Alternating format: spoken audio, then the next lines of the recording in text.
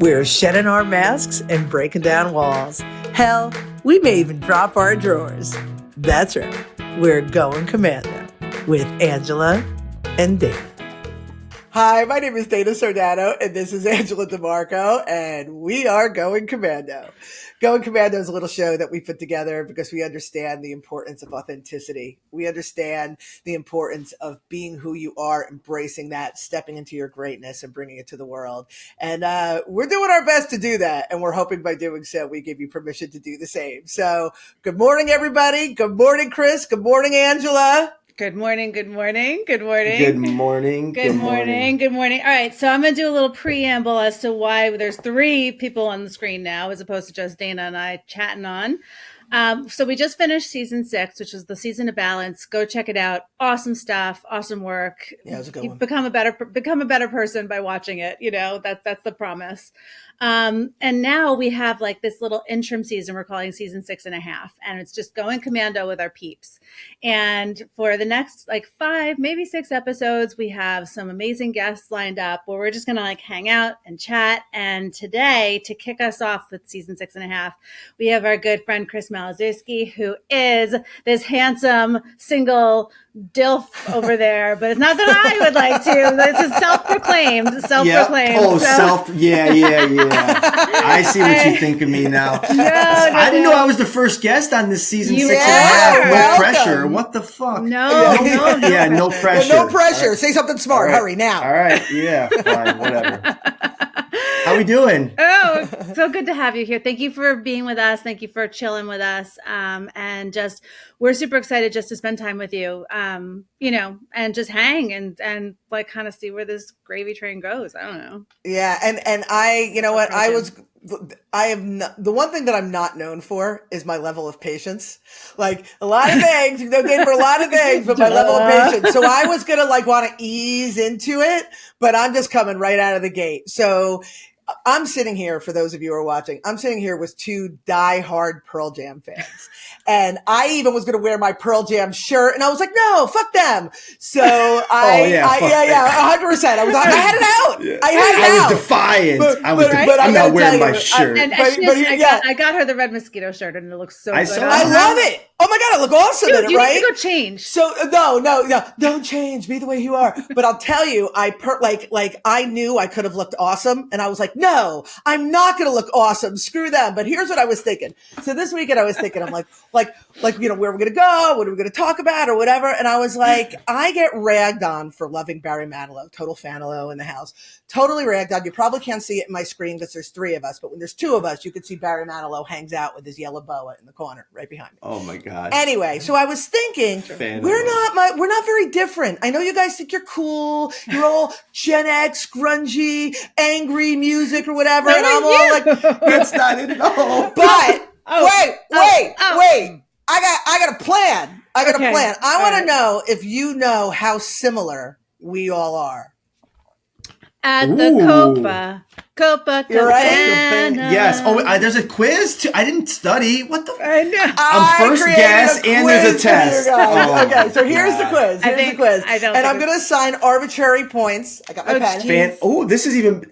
I know why you're doing this. You guys still got the game show itch from yesterday with Mark and the Soaring Profits. You know what's funny? Yeah, I know. Funny. Because I had this in my head for like a week, and then and I like created it because, you know, I'm a total dork. I had a glue. You are such a dork, dude. Total glue stick was involved with this, just so you know. Glue stick. And then yesterday I got I'm like pumped. I'm like, yeah. Okay. Is this why you sent the Hawaii prayer song thing? The you were like, no, that just kind of popped up for me. It was weird. I was like, oh, he's lovely. That Eddie Vedder. What a nice man. And when he was in Hawaii, he sang the Hawaii. He did the prayer thing. It was beautiful. Oh my God, it's gorgeous. And Dana sent it to me, and I'm like, huh.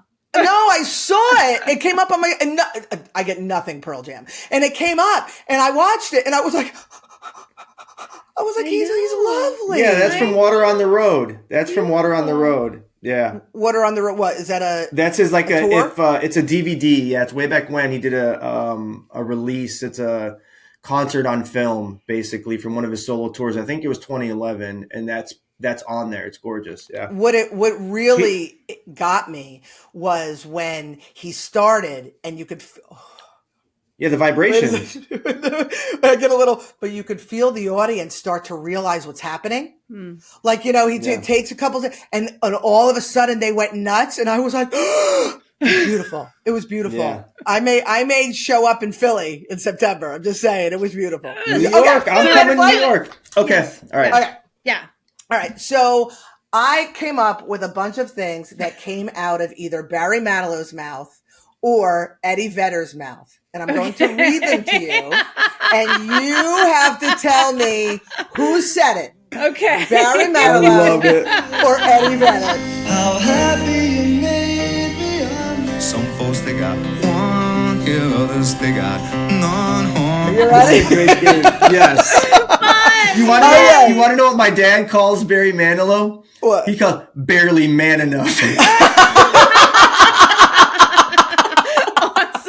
You know, Barry Manilow, when back in like the 70s, like it was dorky to love him. You know what I mean? And I've always, okay. So nothing about it. All right, to the game.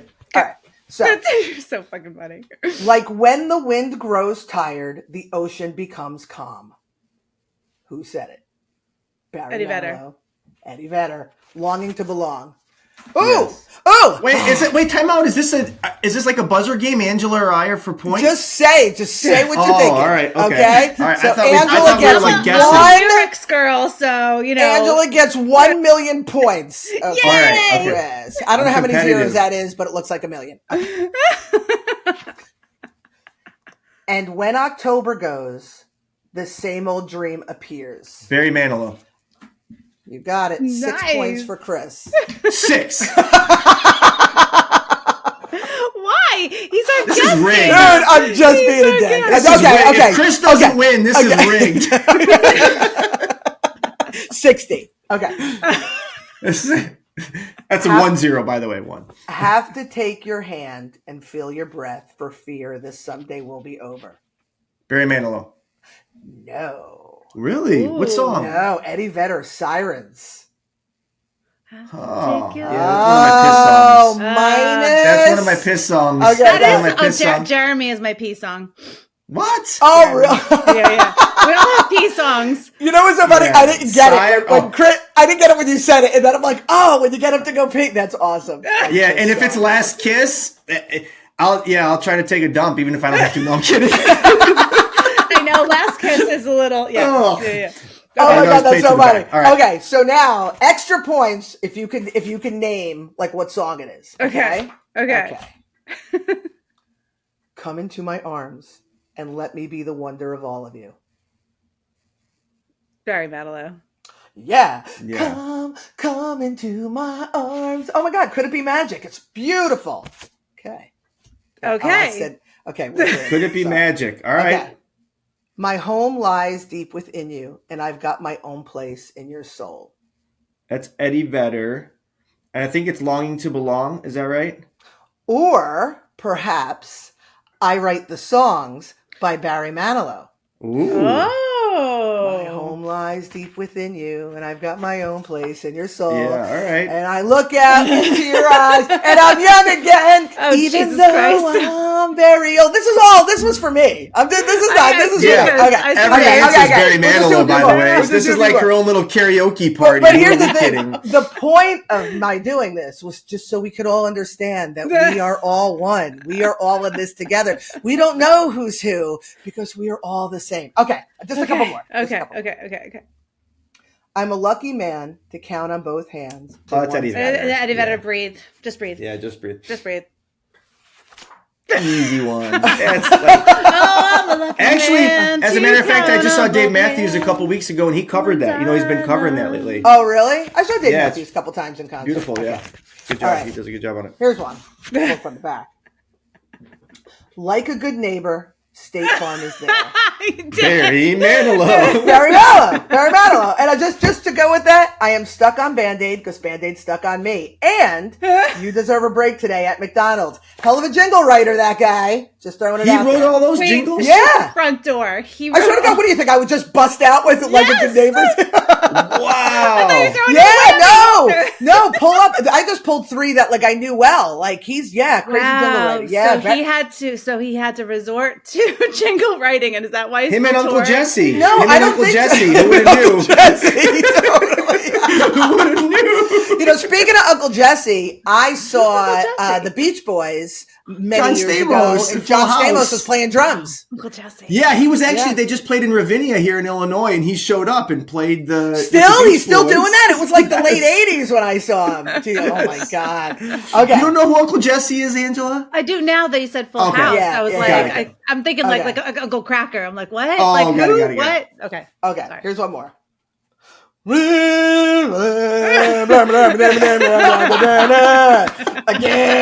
Who's that? Eddie Vedder, Eva's left. There you go. I wrote down the words and I just wrote gibberish on top of it. Oh my god. awesome. Okay. All right, just a couple more. Do them. This is fun. This is fun. Okay. So fun. Even now, I still remember, and the feeling's still the same. Now. That's all I got. I remember it. But Oh yeah, Barry Manilow. yeah. And the pain inside of me goes on and on. Can't do everything well. Okay. All right. That was good though. Every night, what I'm waiting for is the real possibility I may meet you in my dreams. Eddie Vedder. Yeah. The real For 50 more points, what's the song? in my dreams. Okay, take it. I don't know. What is it? Come back. Oh, yes. that's right. Yes. Okay. I Yeah. keep holding out. Yep, Yeah. that's right. I did what I had to do. If there was a reason, it was you. Eddie Vedder. Yep. Footsteps. Footsteps. Nice. Thank you. Thank you. My glue stick. Look at In that. high gear. Everything. I was so excited. I just stuck them all together. Okay. I know someday you'll have a beautiful life. I know you'll be a star. You'll be a star. Pearl Jam It's Black. somebody else's guy, but why? Why? Let's butcher it like Listen, Mike Cameron. Mike Cameron runs the drums. In 2012, I was in Vegas and I saw Eddie Vedder 2 solo shows. He played Halloween night and the next night. And he was raising money for EB like he always does. And some chick like yelled in the crowd, like, I'll give you $5,000 if you play Black. He did the same thing in Vegas this time. No, but it was solo. He was by himself. And he goes, I don't know how to play it by myself. Well, then it happened that Boom Gasper was in the back and came out on the pump organ. And then they played it solo. Yeah, it was amazing. Oh, that's beautiful. Yeah, it was really good. Super good. First time you ever played it solo, yeah. But that's so funny because the same thing. Someone threw money on the stage for him to play. Oh, is that right? Yep. That's funny. Too funny. Yeah, we heard Maybe Black it's like the third song in, and we were like, what? Yeah. What? Yeah. And they opened with it in Seattle. Nice. Yeah. Nice. Okay. Okay, Sorry. I just have a couple more. I didn't think I was going to get through all of them. Like, I figured I'd do 3 and you guys would be like, this is dumb. Are you kidding? This Ready? is awesome. Okay. I feel the change coming. I feel the wind blow. I feel brave and daring. I feel my blood flow. That's Barry. With you, I could bring out all the love that I have. With you, there's a heaven. 'Cause are things so bad? Everybody now. Lighter. I need a lighter. And tell me, when will our eyes meet? I told you at the karaoke party. Yeah. You don't want to hear me sing. Yes, I do. I paint and I play Barry Manilow, and when I'm by myself, like Robin Walken, he's like, why are you crying? I'm like, That's how you paint with it. That's perfect. There's no other way but to paint it. with my boa. Sometimes my feathers get in the way. Okay. Mhm, rhinestones and like you just throw them out. Okay, 2 more. Did I say that I need you? Did I say that I want that you? I need you? Oh, if I didn't, Did I I'm a say fool, you that I see. want No one knows this more than me. You could have picked a couple different songs here.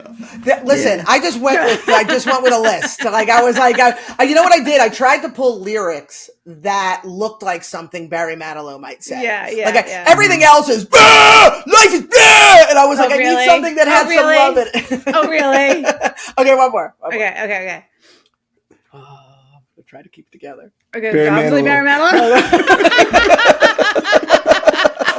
Oh yeah, I was gonna sing it then. That was like Principal McVickers and Beavis and Butthead. Okay. Oh, God. This is it.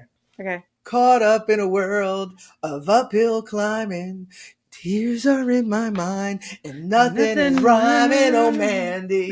Well, you came and you gave without taking. I will tell you this. I will tell you this. Oh, Mandy. You know way more Barry Manilow than I do. Dude, all I can say is I think my mom listened to it on her 8-track in the Camaro that we had in the 70s. So, oh my goodness! But I will tell you guys this. Like, all kidding aside, I did this because I thought it would be fun. I did this because I really, there are similarities. I mean, some, you know what I mean? We're all human beings and we all, the creating from this place of love. Yeah. But at the same time, I found so many Eddie Vedder clips and looked at the lyrics and stuff like that. And Pearl Jam, I mean, I joke, I don't dislike Pearl Jam. I was just never like a diehard, but they're so good. They're so good. And he is so amazing and so soulful. Some of the lyrics that I read when I was joking saying, oh, they're angry. I didn't mean they're angry. I meant they weren't love songs.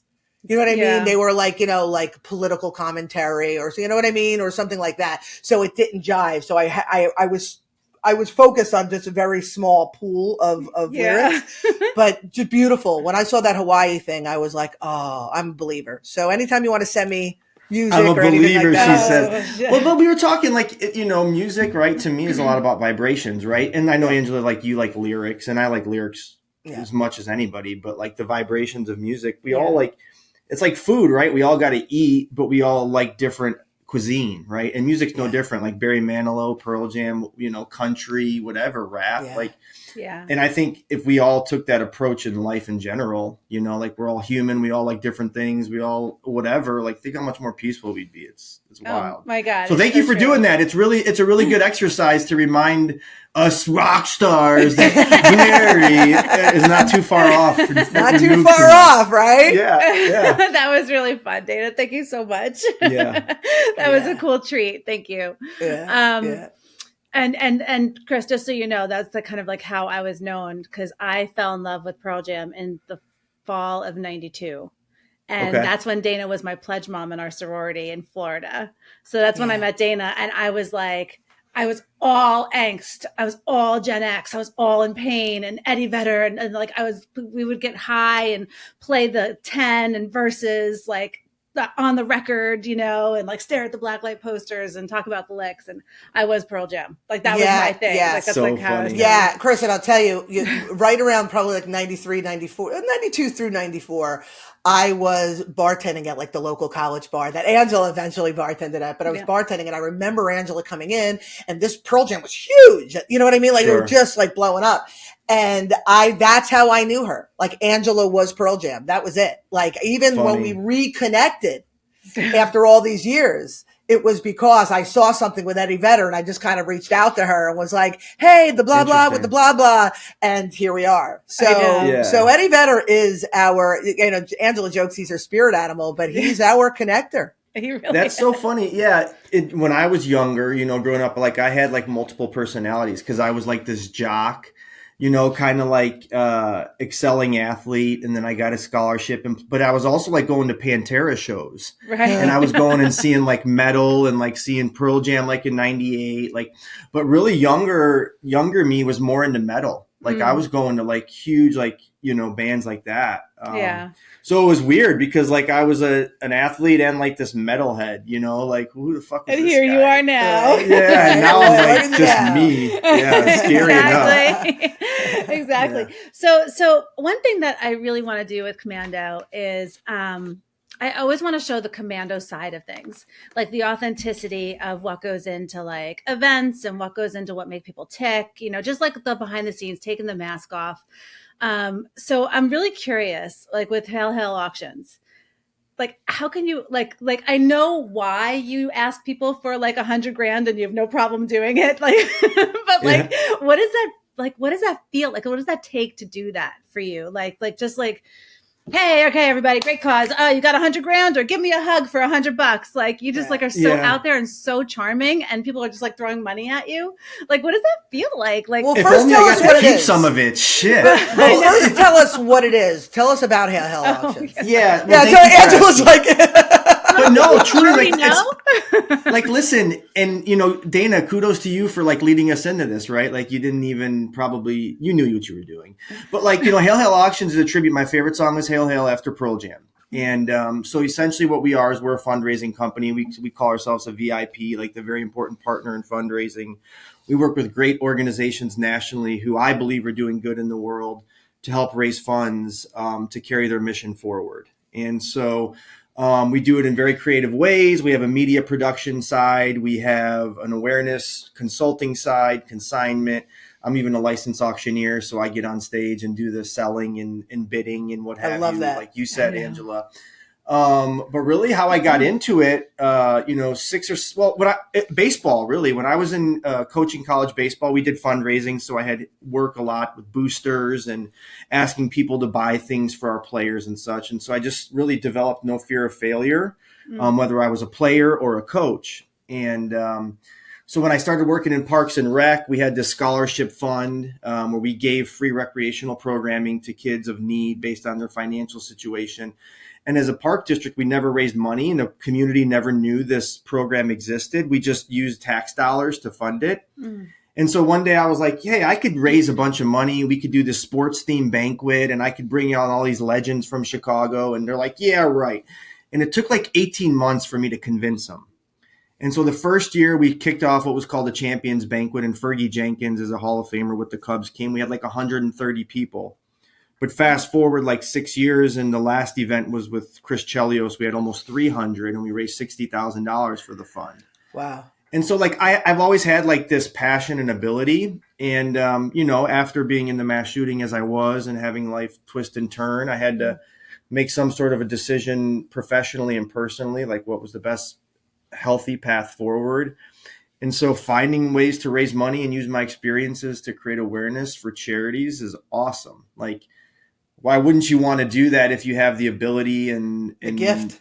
the gift, I guess. Yeah. And so It's a gift. really, like I said, Angela, like it's a fear, having no fear of failure, right? Like if I get on stage and I say like, hey, give me $1 million and you don't, okay, fine. Give me 500. Maybe you will. Right. But how do you do it? I got to know how you do it though. Like what do you get up There's there? a lot of preparation. There's a lot of preparation that goes in behind the scenes. And so leading up to an event, a charitable gala, some sort of fundraiser like that, when you're doing such of an auction or paddle raise or appeal, there's planning. So you know who the attendees are, their capacity, their past giving history, a lot of different things.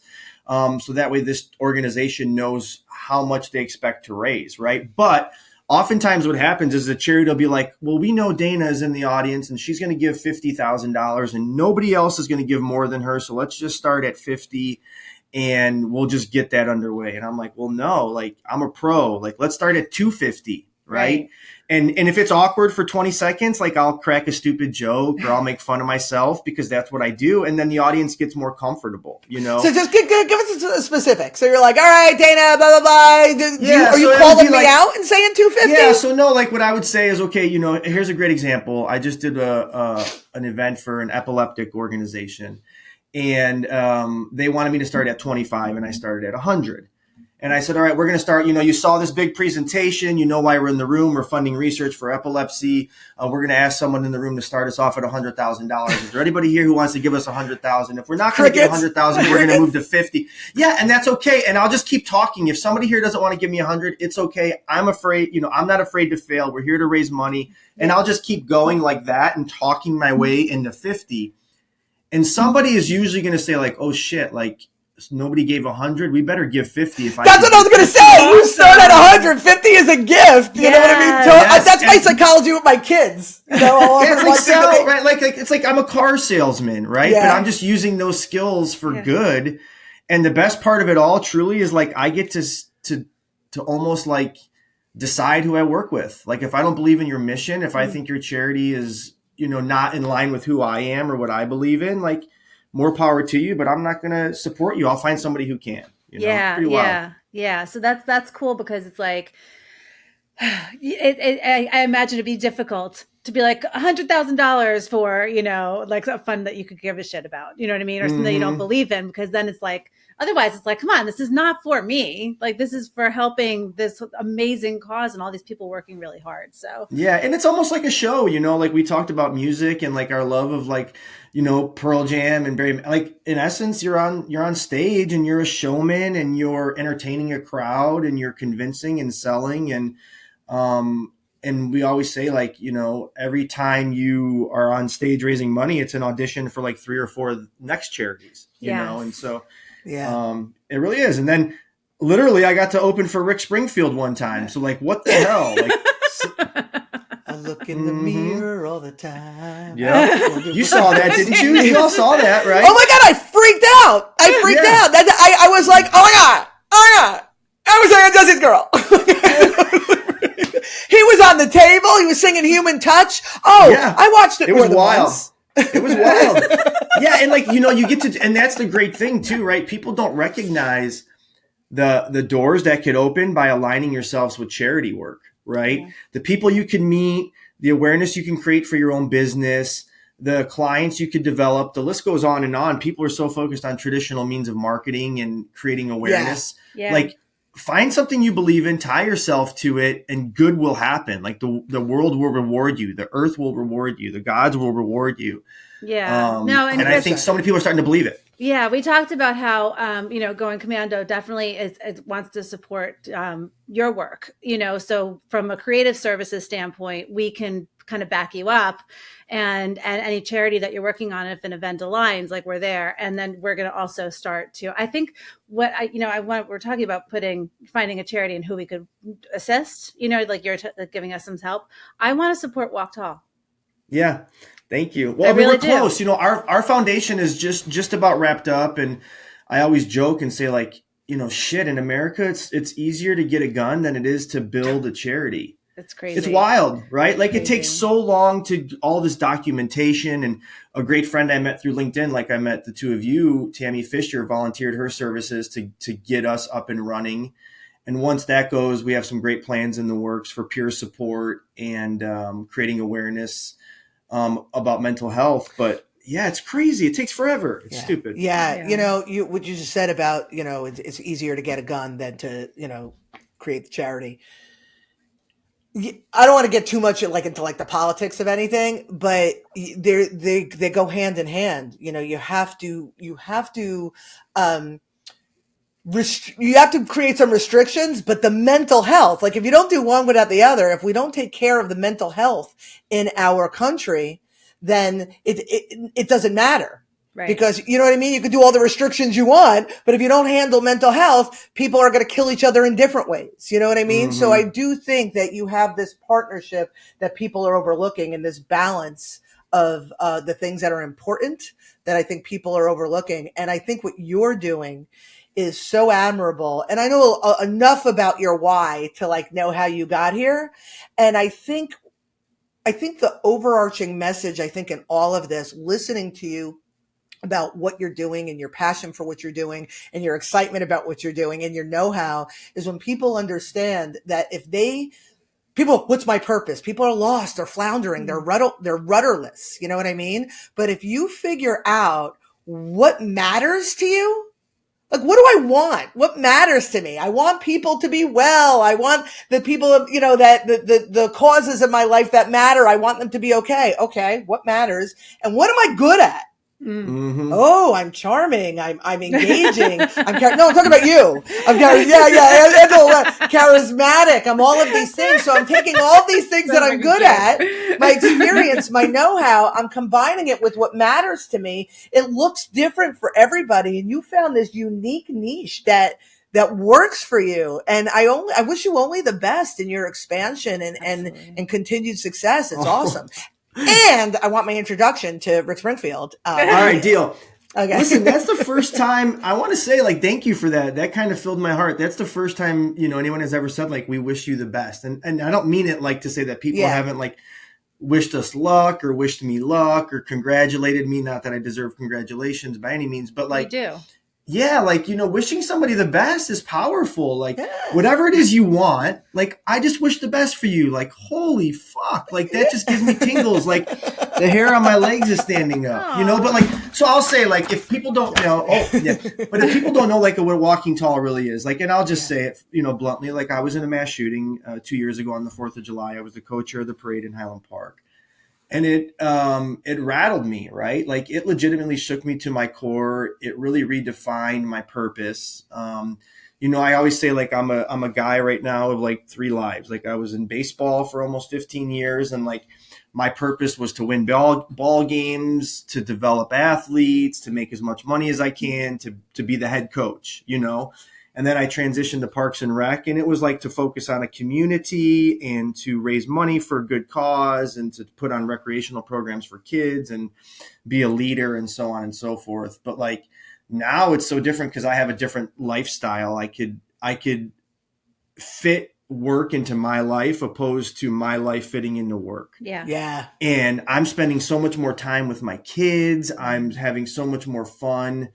Just meeting great folks like yourselves, where I was so secluded in other industries. Like, so this has been a blessing in disguise. Like, listen, I would never want to be in a mass shooting ever again in my life. What we're doing with Walking Tall is really creating awareness for mental health. It's not the gun control debate. It's not anything like that. Yeah.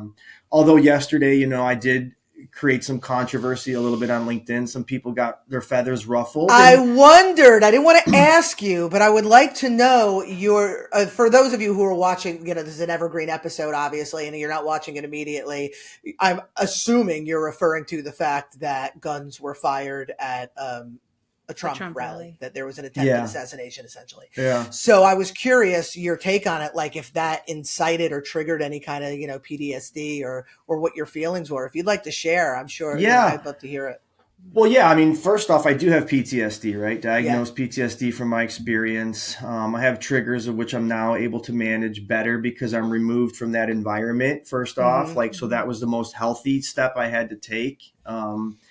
But yeah, I mean, first off, hearing those sounds, both the shots at former President Trump and the return shots at the alleged shooter, like it froze me. You stop and you're like, okay. And then the magnitude of the situation with who the shots were fired at, kind of gives a different perspective and how the security is supposed to be and all those things. And so my mind goes to many facets. Listen, I have my own opinions about guns, right? And I've always had them. I think one would guess what they are, but I'm not going to say that because I don't want to be polarizing, right? But what I'll say is that yesterday I made this post asking, like, hey, who would have to die in your circle for you to care about gun control? And the only question I will ever ask somebody, and people will have a great debate when it comes to guns about one side or the other. But what I will always lean on is, people will say, well, cars kill people and this kills people. And I will say, well, let's discuss what the tool is intended for. Let's start there. Yeah. The intention of the tool. And then you discuss mental health. So I would say a gun is intended to kill. Yeah. A hammer is intended to hammer a nail. Yeah. Right. So now, to me, hammer moves up, gun stays down because of the intention. Yeah. Now we talk about mental health with somebody with a hammer, right? And you start to build these steps, but it's just too much money, and there's too much power to be had through weaponry and guns. Yeah. And it's a scary situation now that people have seen that. In my experience, a parade, thousands of people in an insecure environment.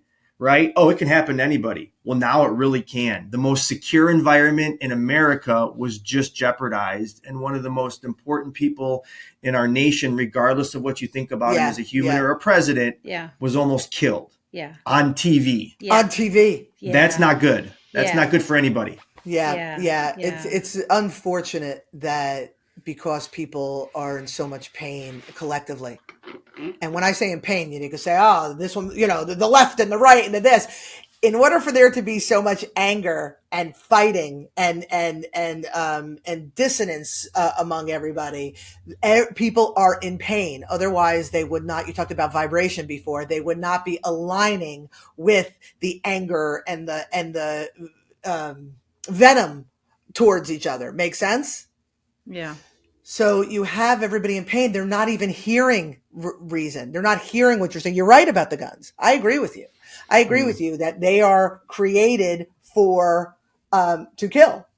And again, the mental health, everybody, I shouldn't say everybody, the collective consciousness is in pain and angry. So they're more likely to go in that direction, but they can't even hear that. They can't even hear like I shouldn't say the argument, the point that you made on social media. I didn't say it, but I'm assuming it was a logical, reasonable point.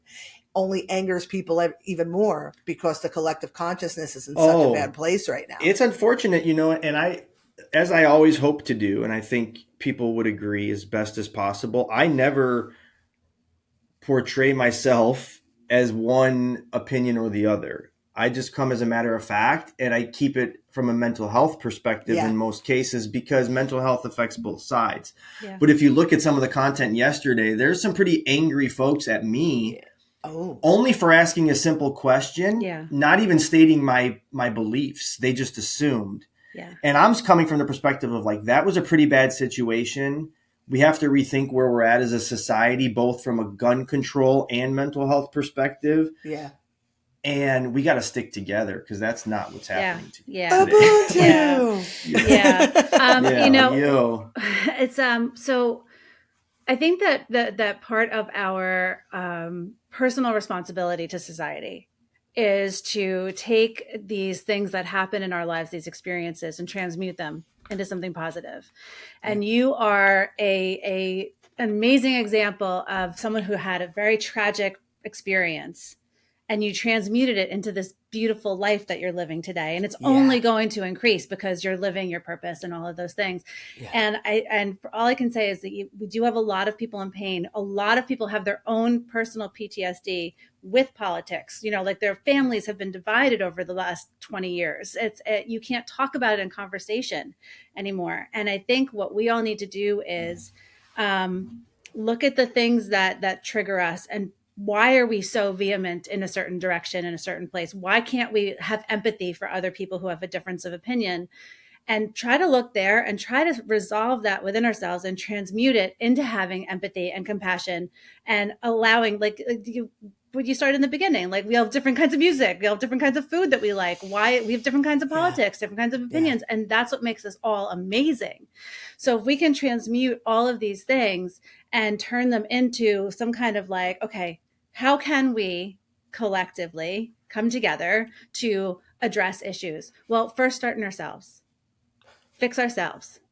Right? Right, Dane? Right? No, I'm laughing because it's so... I know. And what the fuck is wrong with people? But no, listen, I'll tell you, that's a great question. And I asked myself that, what the fuck was wrong with me, right? And I'll tell you, after my experience of being in the shooting, I went back to work the very next day. Yeah. I put my head down for 10 and a half months, and it nearly killed me. And I don't mean that to be dramatic. I was going to the emergency room. They thought my appendix was bursting because I was puking and shitting myself so much that they didn't know what it was. They thought my appendix was bursting. Yeah. It was all stress. Yeah. It was stress related. And I thought because I was a leader, I thought because people looked to me, right? I had to jeopardize my own well-being. And society puts that pressure on us. Yeah. And I think that, what you two are doing, and I love what you say as you guys open the show, give you permission. That's so powerful too. Wishing somebody well and giving somebody permission, those types of things, need to be more discussed in society. Giving somebody permission to worry about themselves before me, wow. and what you guys are doing with your show, I want to commend the two of you. You both are transmuting something you've both been through or you've learned along the way and broadcasting it in such a fashion that is fun and and naked. I mean, I have shorts on, Don't but I am stand up. going commando. I have shorts on, but I am going commando. Yeah. But no, seriously, like, you know, and that's kind of what we're trying to do with Walking Tall, just in a different fashion. We're a little more serious. We're a little more to the point of the matter, discussing the specifically mental health. But man, I love what you guys are doing, and thank you. And we love what you're doing too. So we're here to support you. We're here. Yeah. We're here. Yeah. Going Commando Yeah. girls and Walking Tall team. Ruh-roh. Yeah. I would, just to bring it all home, you know, everything, we're all saying the same thing, and it comes down to the individual. It's easy to point the fingers at another. It's easy to be angry or judgy at somebody else's perspective, but it's really, truly, and again, I'll refer to what you said before about vibration. We all have our own way of being, and where we are is what we resonate with.